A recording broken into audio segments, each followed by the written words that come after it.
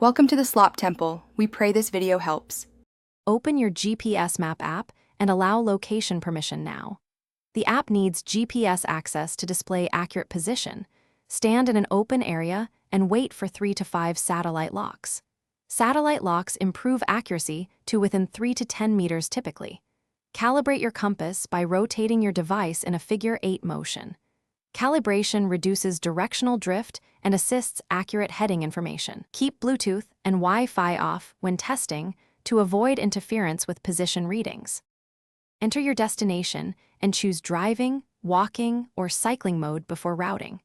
Check the estimated time and the distance shown in miles or kilometers. Review live traffic delays and choose alternate roads to avoid congestion.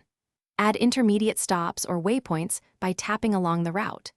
Download offline map tiles for the route when cellular service is unavailable or expensive. Save the route with a clear name to access it later without searching again. Confirm speed limits and lane guidance when available for start navigation and follow turn-by-turn voice guidance for each maneuver. Watch the remaining distance and updated ETA on the screen while you drive. The app will alert you to upcoming turns and lane changes when supported. If you miss a turn, the app will recalculate an alternate route automatically for continued navigation.